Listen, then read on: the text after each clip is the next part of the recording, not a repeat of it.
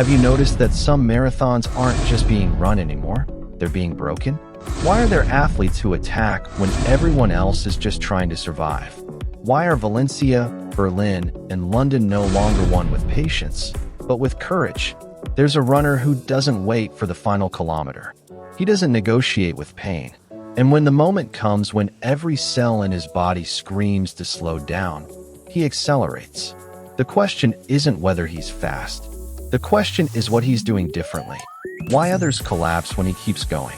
Because if this is the future of the marathon, most aren't ready for it. Sawe didn't become famous for promises. He became visible by winning. First, it was Valencia. He arrived quietly. No spotlight, no hype. And he didn't run to play it safe. He ran as if the marathon could be broken from far out. And he broke it. Then came London, a course where nothing is easy. Changing paces, constant attacks, pressure from the gun.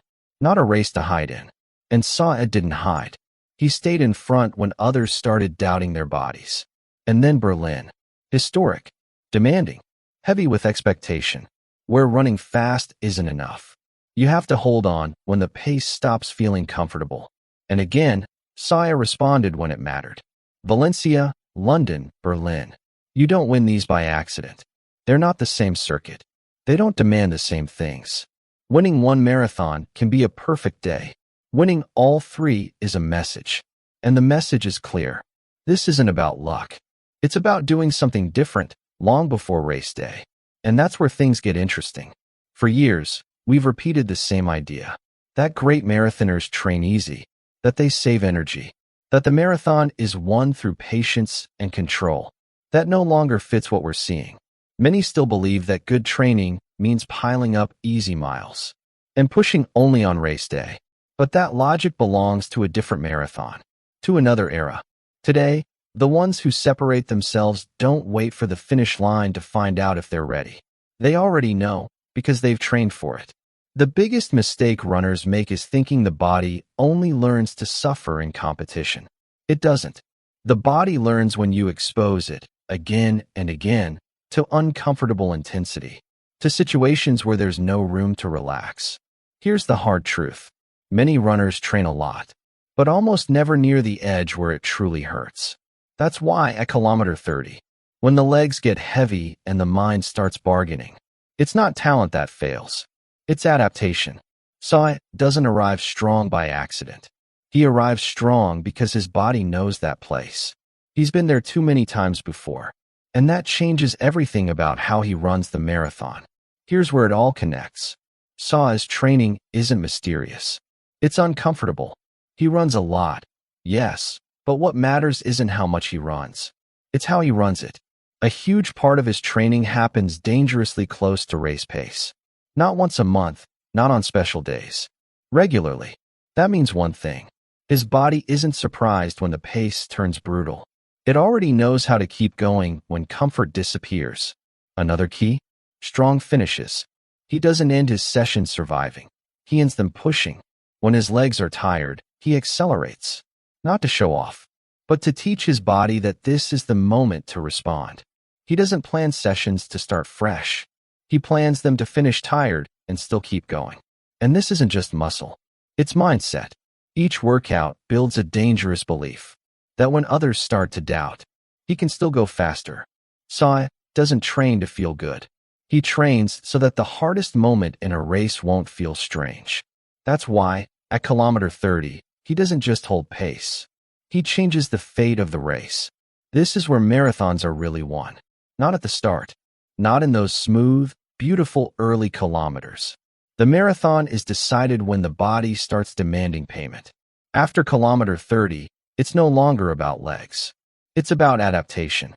About what the body has learned to tolerate. That's where Sawe makes the difference. He doesn't need to attack wildly. He doesn't need a big move. He just refuses to slow down when others do. While they fight to maintain, he keeps running exactly the same. Same stride, same posture, same resolve. That's what breaks races apart. Because rivals don't feel like Sawe is speeding up. They feel like they're falling behind. Like something inside them has stopped responding. That moment isn't random. It happens because their bodies weren't ready to stay there for that long. Sawe's was.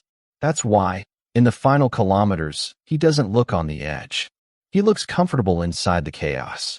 And when a runner reaches that place with something left, the race is already decided. You don't win by being the fastest. You win by being the one who breaks the least when everything starts to hurt. And here comes the question no one wants to ask. Is this evolution, or are we pushing the human body too far? Something has clearly changed. Paces are more aggressive. Moves come earlier. The margin for error is smaller than ever. Before, marathons were run with respect. Now, they're run with ambition, with the fear that slowing down means disappearing. The problem? The body doesn't understand records. It understands load, repetition, and wear. When hard, training stops being the exception and becomes the rule.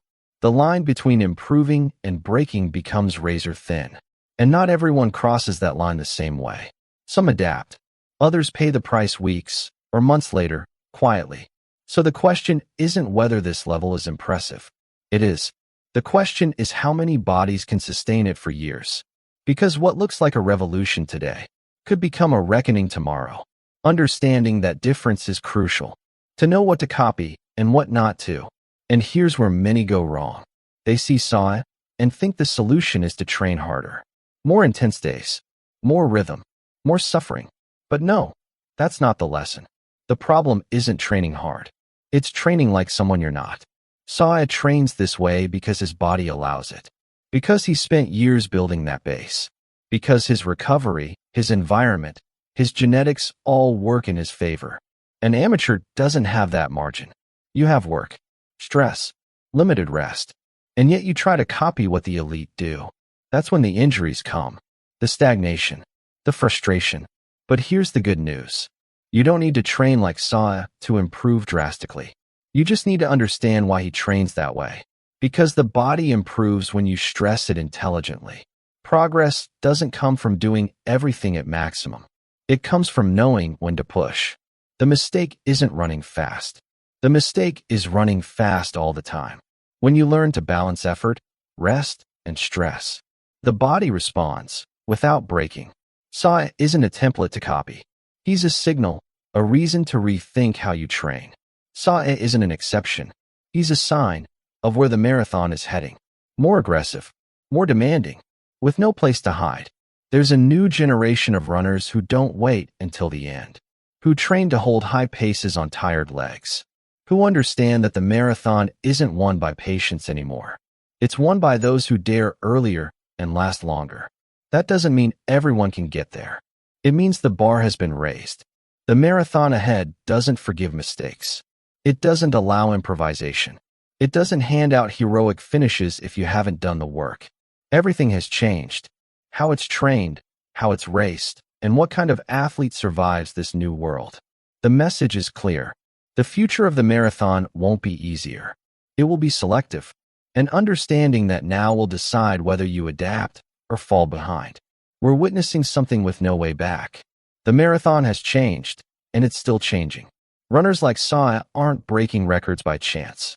They're showing the path. A harder one, a more uncomfortable one, and a far less forgiving one. Many are still training like nothing has changed, as if the marathon were still won by waiting for the final surge. But that time is ending. Understanding this shift isn't just for professionals. It's for anyone who wants to keep improving without losing themselves along the way. Because the marathon of the future is already here. The only question is, are you training for it, or for a marathon that no longer exists? If you want to understand what's really changing in the marathon, how to train without breaking down, and why copying the elite might be the biggest mistake you can make, the next video is waiting for you right here. Because the problem isn't running more. It's training for the marathon that's coming, not for the one that's already gone. Click it, because once you understand this, you'll never look at your training or the marathon the same way again.